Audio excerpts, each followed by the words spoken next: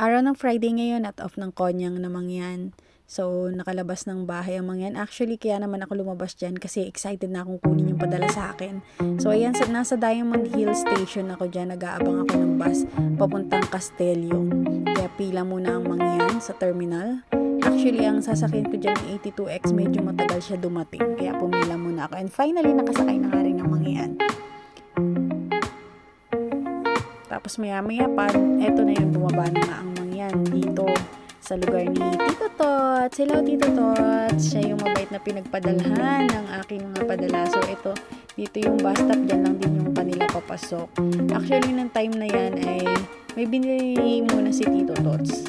So, kaya ayan talagang nagandahan ako sa lugar niya. Kaya ayan, nag-video muna ako. Sabi ko, ang ganda kong puna ng video dito pang reels.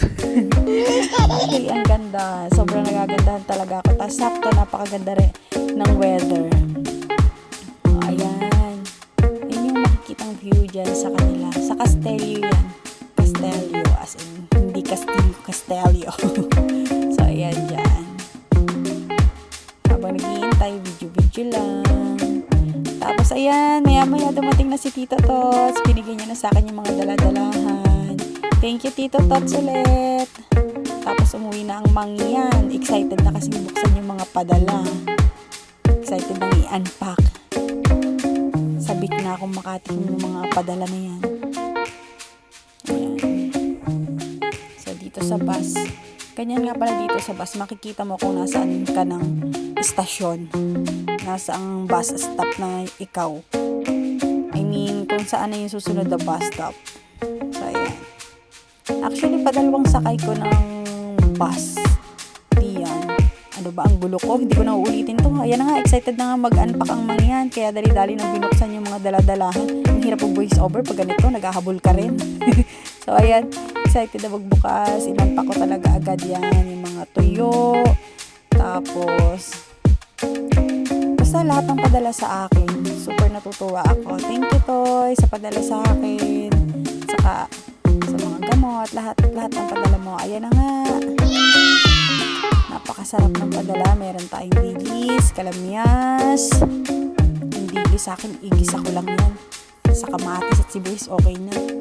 Tapos ayan. Ito yung tilapia galing kay Tito Tots.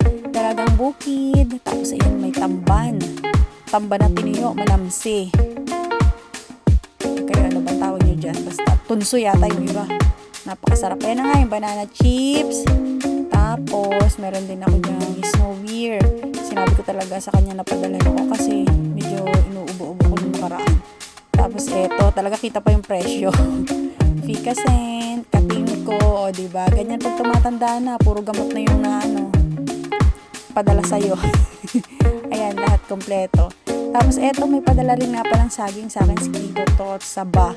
Kaya naman, talagang match na match. Eto na nga, nakapagluto na ang yan. Excited. Actually, sa rice cooker ko lang niluto to kasi wala akong lutuan dito sa taas sa kwarto namin.